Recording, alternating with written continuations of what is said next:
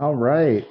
Hello, students. This is a week two materials based on C. Wright Mills. So this is my first attempt at recording these videos. I know this picture is a little grainy. I'll probably record other versions in the future, but just trying to get the something for you guys to have as supplementary learning materials.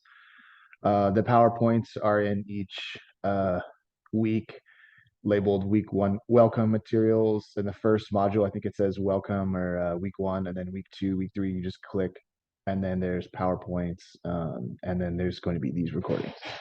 So let's jump into it. See Wright Mills.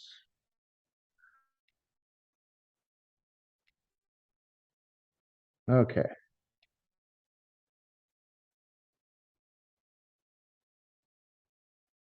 so we can see here, his nickname was the Radical Cowboy. He's riding on his BMW motorcycle here. Okay, so boring details. He was born in 1916, Waco, Texas, died 1962 in New York. He died, I think, at like 45. He had heart problems. He is always shown in pictures with smoking tobacco pipes, so probably the nicotine didn't help his heart problems and increases your heart rate. He was known for popularizing the theories of Max Weber, Karl Mannheim. He believes social scientists should not be disinterested and passive observers. They should be involved in helping make society better. He was influenced by Max Weber and his ideas of class status and power, and also heavily influenced by Marx. So we're going to get into Weber and Marx later. I structured this course to jump into, in the first week, evidence of social structure, the social world through the pecking order of chickens, and kind of building on that, on how humans behave through dominance and prestige hierarchies. So in the second and third week, we're going through more contemporary sociologists. So Mills represents like the beginning or early American sociology.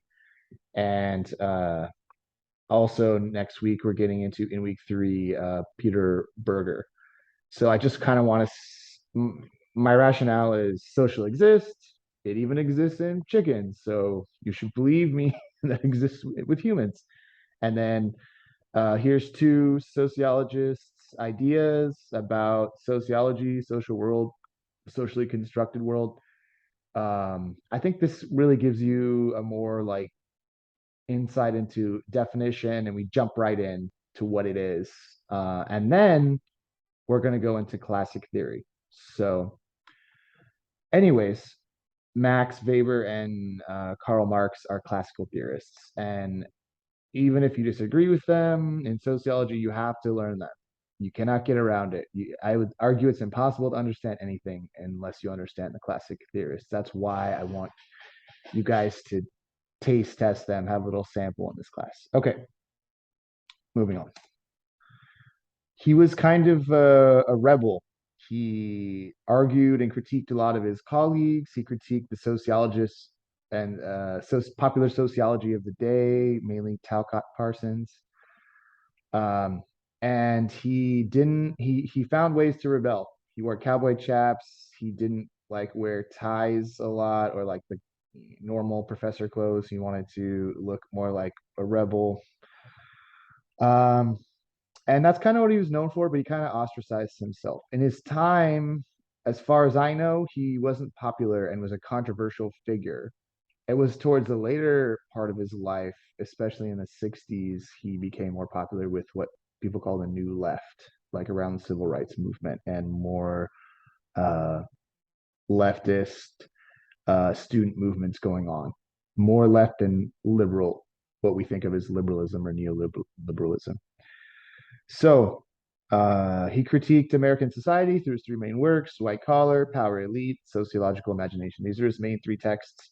I've only read some of Power Elite and some of Sociological Imagination. So I got introduced to his ideas through the Sociological Imagination chapter one. I read that in my graduate program. So everybody reads it. it's very common for you to read it. So we're going to go briefly over each one of his books. So White Collar, his first book, Case Study of the American White Collar Worker. He talks about how these workers suffer from alienation. This is an idea that Marx is known for.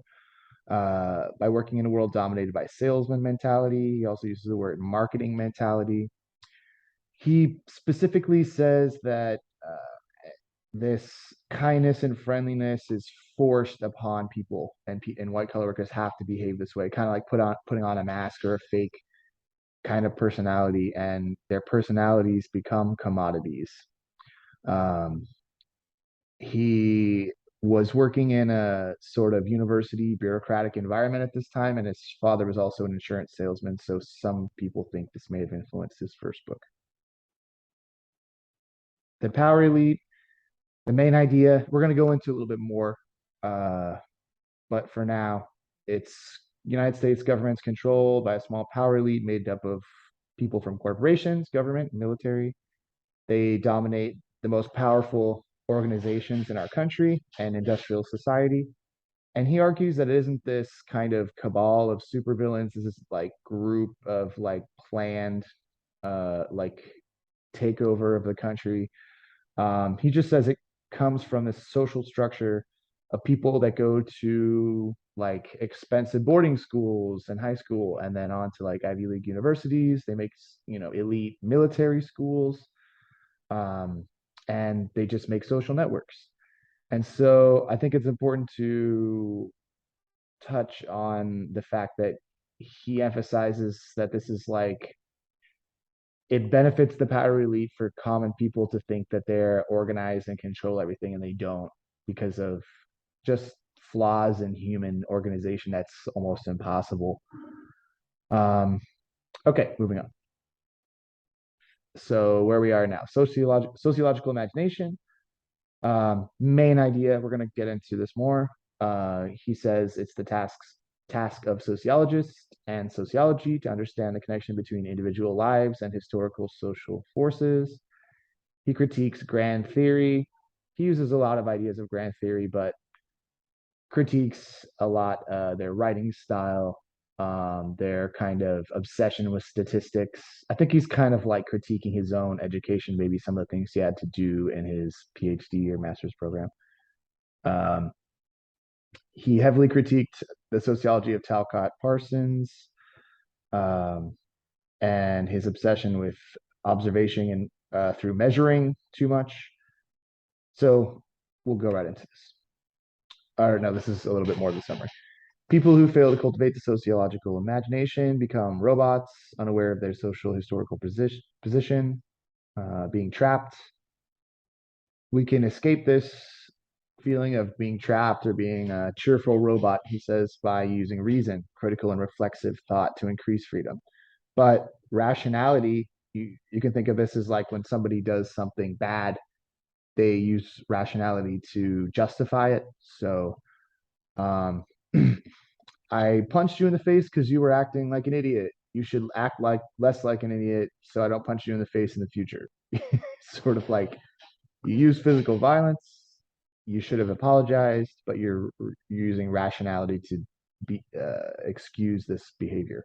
And a lot of people use rationality in their lives. They're in a bad condition or bad situation, and they say to themselves, well, I just need to do this job for now, or I just need to be with this person for now, and they kind of stay in a position where they're trapped. So sociologists must use the sociological imagination to save society. All right, so my note style is I make sort of a few sentences to summarize each paragraph. This is what I did for chapter one, The Promise. So went into the book, each paragraph, just a brief summary. This is a great way to take notes, just one style. You don't have to do it this way. You can highlight or write in the margins of the printed version of the chapter, or you can type it on your computer like this and make kind of an outline.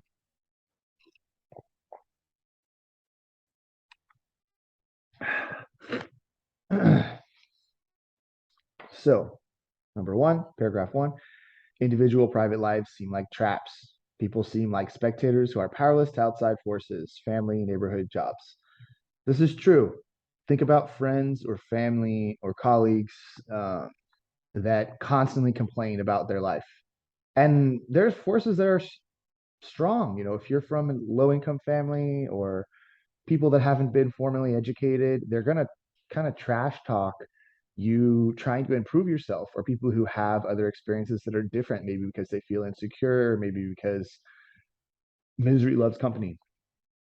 It's a lot easier to blame everybody else for your shitty circumstances. Now, there are social forces that, like the pandemic or inflation, that will affect you and kind of beat you down. But there's a way to escape this trap, Mills claims. Individual lives and the history of society cannot be understood without understanding both. So we have our own individual life and we have these kind of historical forces, social forces acting upon us, and both of those are important.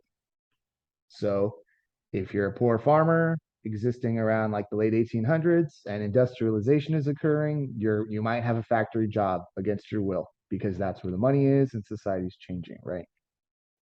Sort of like how people work remotely. It doesn't matter if you like it or not. In the pandemic, your job just shifted that way, right? Against your will. Paragraph 3, most people don't grasp the quality of mind to notice the interplay of, let me move this real quick. Individuals and society, biography and history, self and the world. They don't. A lot of people are extreme. They think, especially United States, my individual willpower is the most, strongest force. I can completely control my life.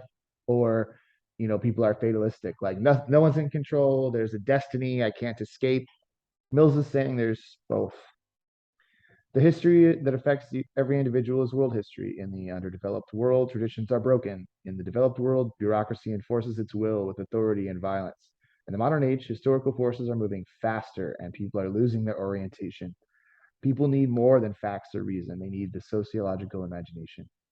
So, this is like a tool, it's like a superpower. If you can use this perspective, the sociological imagination, you can have escape the traps of your life, not be a cheerful robot that just is stuck and rationalizes their crappy situation.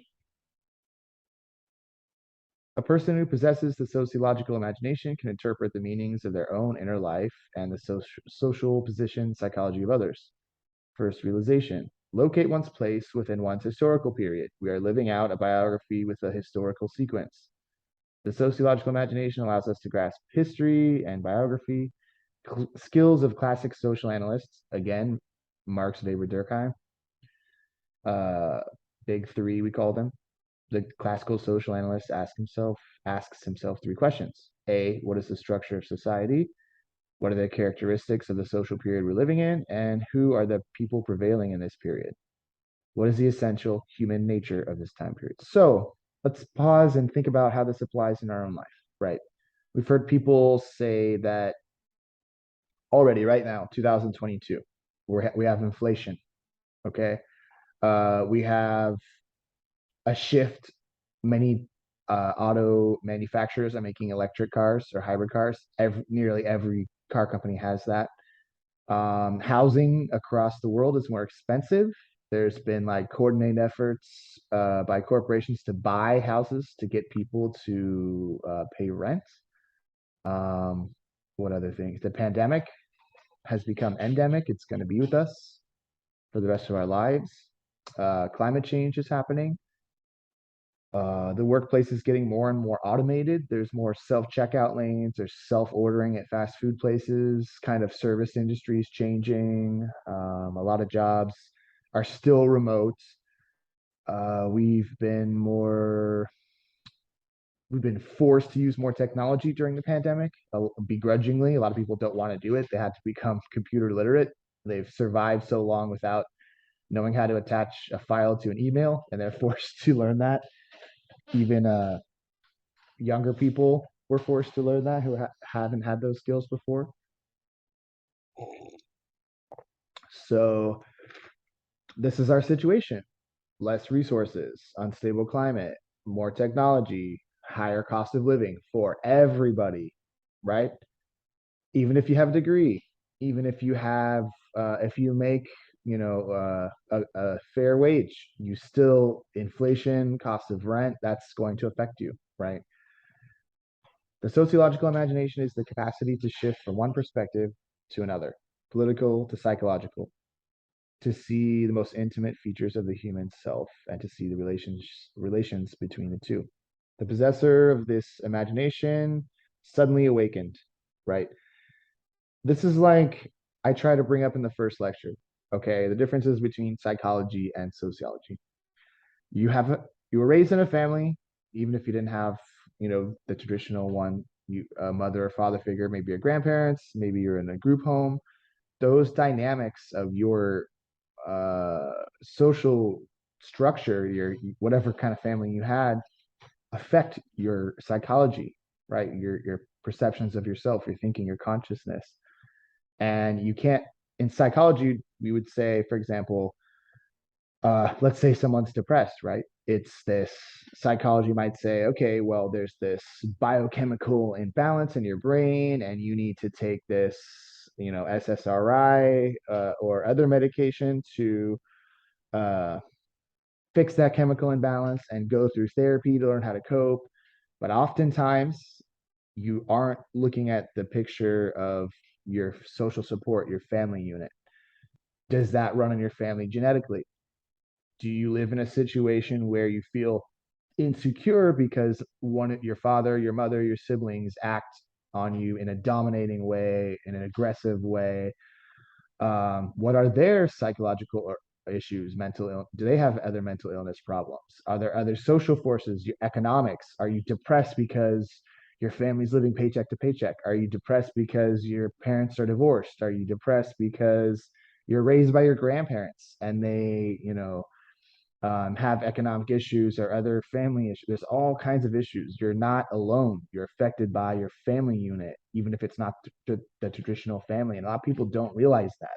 When they think, oh, I have depression, they don't think it's because of my family. It's huge. Obviously, we have personal choices and personal agency, but to deny that social fact, the social forces, is to deny reality. So we have to look at those as well. So you, the possessor of the sociological imagination is suddenly awakened in a house with which they had only supposed themselves to be familiar. So you're used to being with your family unit. You don't question it. You're the oldest sibling or youngest sibling or only sibling. And if you possess this point of view, you're like, whoa, um, this is kind of why I am the way I am. And you don't question it because you take it for granted, right? You're used to it. The sociological imagination rests between the personal troubles of the milieu and the public issues of social structure. Troubles. Trouble is a private matter. An issue often involves a crisis of institutional arrangements, and often too involves what Marxists calls contradictions or antagonisms. So trouble will be like individual issues, society, and we have both. So consider unemployment. If in a city of 10,000, one person's unemployed, this is a personal trouble. If a nation of 50 million, 15 million are unemployed, this is a social issue, right? War. So some people are considered or worried about surviving, climbing higher in the military hierarchy, dying honorably. The structural issues of war have to do with causes, the people who are in command, and other institutions. Kind of against an individual will. We go to war because nations disagree, because there's individual organizations or situations within two nations, and that, regardless of what maybe even the majority of the people feel, they just kind of are sucked in, have to participate in war. Consider marriage. If the divorce rate's greater than 25%, it's a structural issue. The ordinary individual is powerless against structural forces. Major structural forces cannot be solved with problems cannot be solved with personal ingenuity and private wealth, right? People that are wealthy, if they invest or like act socially through political action groups or think tanks or religions or political parties magnified, they can affect the world, but usually not just one person. To be aware of the idea of social structure and to use it with sensibility is to be capable of tracing linkages across different areas of the social structure. Okay, so this is the end of the first lecture. Or sorry, the material we went over week 2. We went over the power elite briefly, but I do want to say we didn't have time to go over this. Let's see. Give me one sec.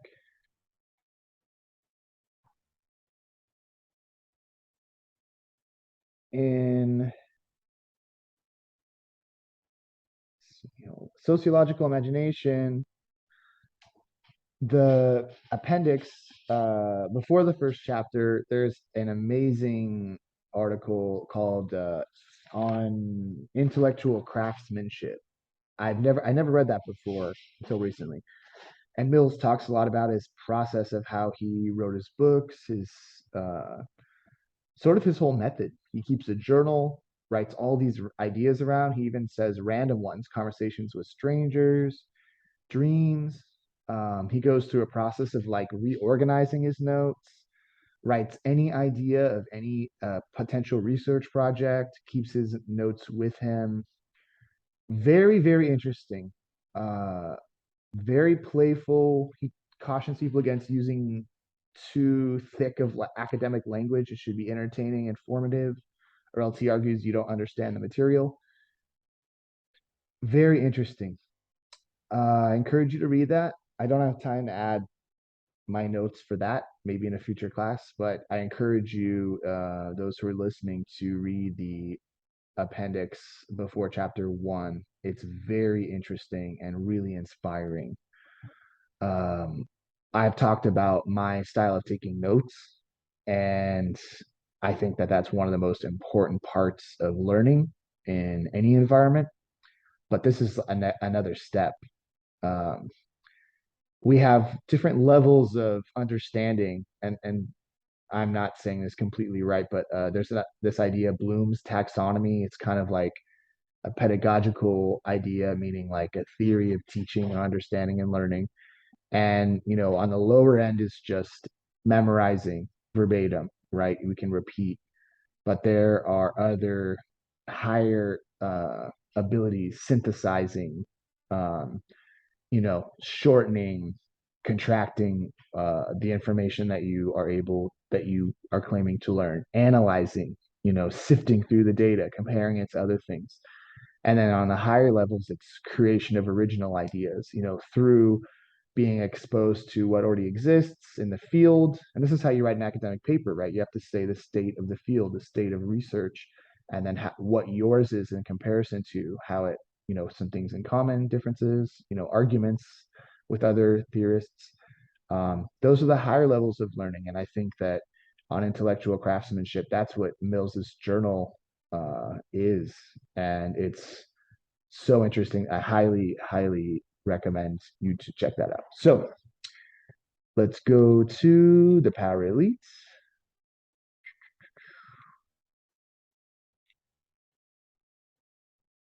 Okay.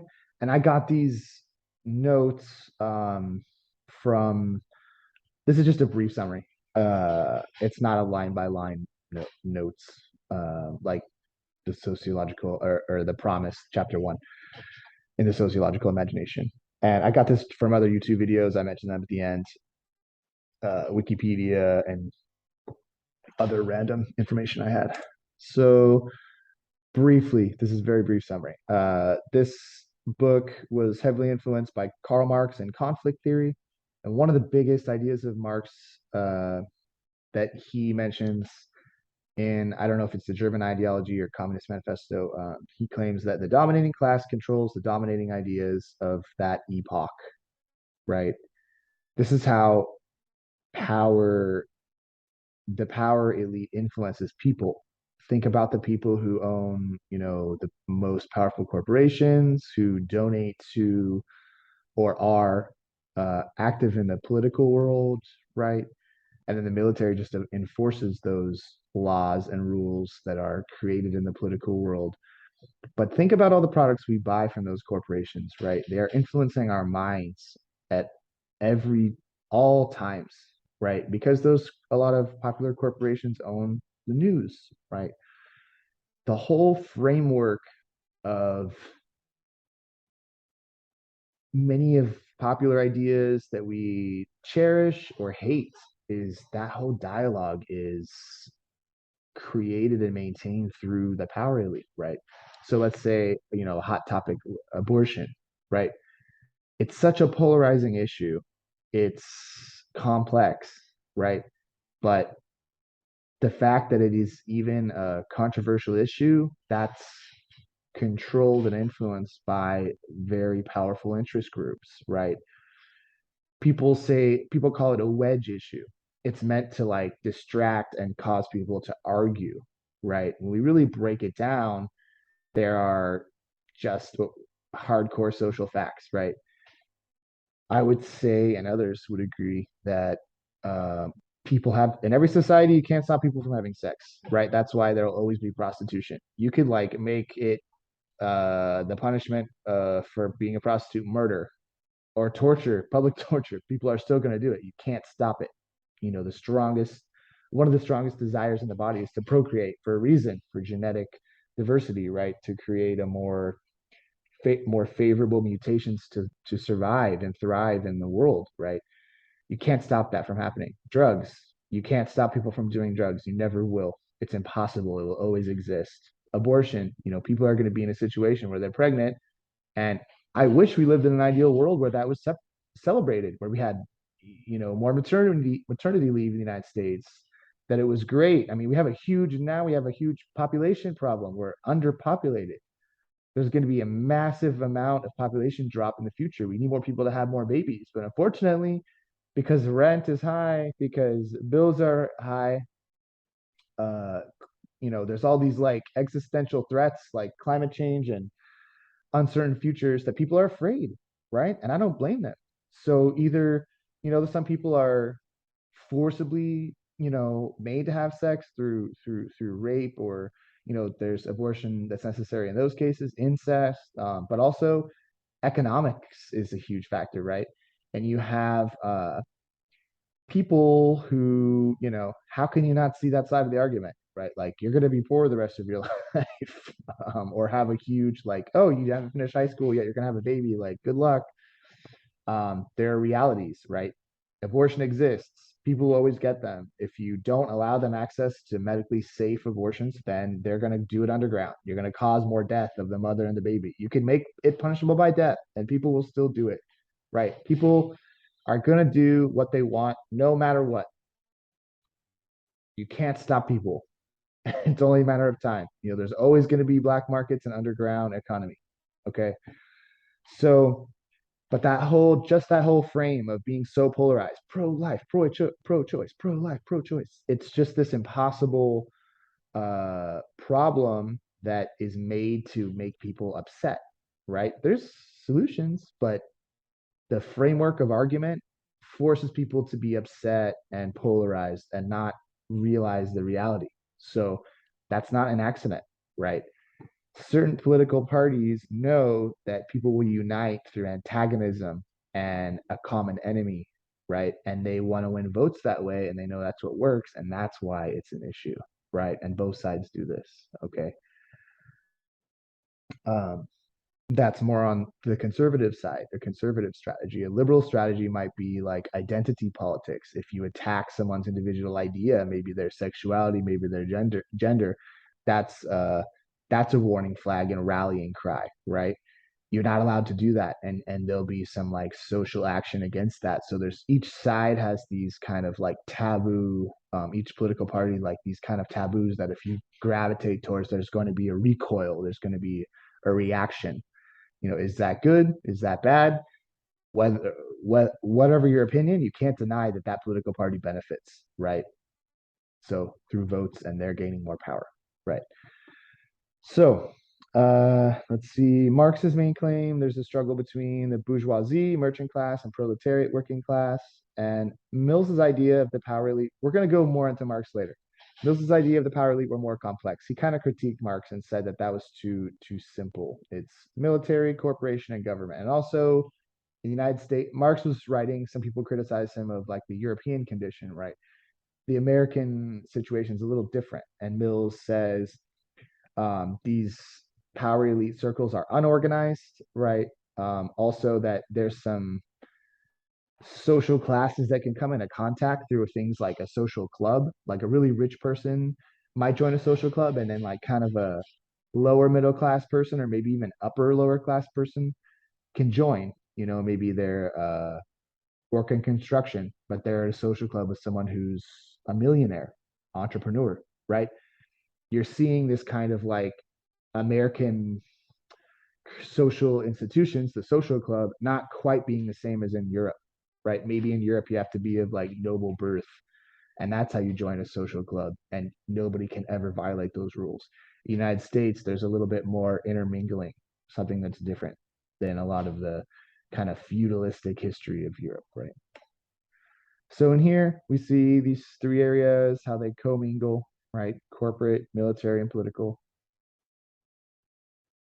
Okay.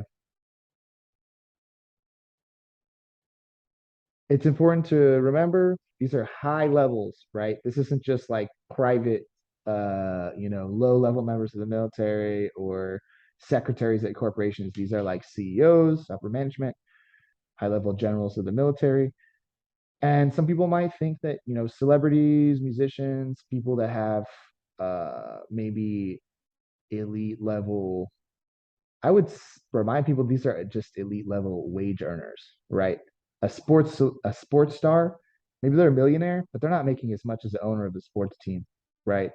A neurosurgeon, they might make a lot of money, like over $300,000, but they're not making as much as the CEO of the hospital. These are like elites of the elite. Okay. A lot of celebrities who have these lifestyles, they're still not really owners of a lot of companies, right? They're not influencing the political world and paying organizations millions of dollars to change public policy. They're just kind of individually and privately wealthy. And maybe they have personal interests, or maybe like want to have a public persona of helping the world to change for the better. But really, it's these elite, high elite people that have those tools, right? These political organizations, access to these political think tanks, access to this kind of like mixers and charity balls with corporate owners and high level military, that it's just another caliber, right? It's at a higher level. Um, it's from page 14. They come to believe of themselves as naturally elite, to imagine their possessions and their privileges as their own elite selves. The idea of the elite as having a finer moral character is an ideology of the elite. So this is sort of like the idea of self-made, or uh, raising yourself up by your bootstraps. You see a lot of people, wealthy people, say this. You just gotta grind. You just gotta hustle. I worked hard. Most people who are the elite of the elite aren't that way on their own. Most people that are wealthy because their grandparents are wealthy, and those grandparents probably came from Europe to our country already with family wealth, right? And they had a drastic, you know, uh, advantage that continues through generations to today, right? And a lot of times we hear like, "Oh, that's the American dream, right? You can make this too. You work hard enough." But you didn't have a billionaire grandfather. If you don't, you're gonna have to work a lot harder. There's this. I think Martin Luther King said, uh, "What is it? American society consists of socialism for the rich and rugged individualism for the poor." I think Martin Luther King said that, and it's true. If you're rich, your family's already rich. That's socialism. You're sharing, pooling resources, right? And then you say you're self-made to kind of encourage all the people in lower class not to not to fucking start a revolution and steal all your shit. You can say, "Oh, you can have it too. Just work hard. Here's a carrot and a carrot on a stick in front of you. Just keep walking on that treadmill, and let me pay you these low wages." And yeah, you can be Elon Musk. Not likely. Okay. and rationalizing it by saying, yeah, I just got it because I work hard. Oftentimes you won't hear wealthy people saying, yeah, my dad's rich, my mom's rich. They're not going to say that. American men of power tend by convention to deny that they are powerful. No American runs for office in order to rule or even govern, but to serve. Such postures have become standard features of public relations programs for all men of power. Right. So we see these language and this rhetoric, right? Work hard. I worked hard too, and you can have it. I'm the same as you, right? I'm not special. Elite people won't say that they're elite. You see certain political former presidents kind of use this rhetoric. Uh, I'm not the elite. I'm against the elite. I'm against the deep state. Kind of wanting to seem like the common man. This is common rhetoric to make people not rebel against you or think that you're different when you actually are. Okay, so that's just a brief overview. We One of my classes we went over kind of more notes, but I could continue, but this is an introductory course, not a course on Mills, right? So these are some of the sources I got off YouTube. You can check it out. Again, the PowerPoint's posted. Hope you guys are inspired by Mills. Um, he's kind of forgotten about, unfortunately, but a very interesting person. And hope you enjoyed this lecture. And all right, see you guys in class.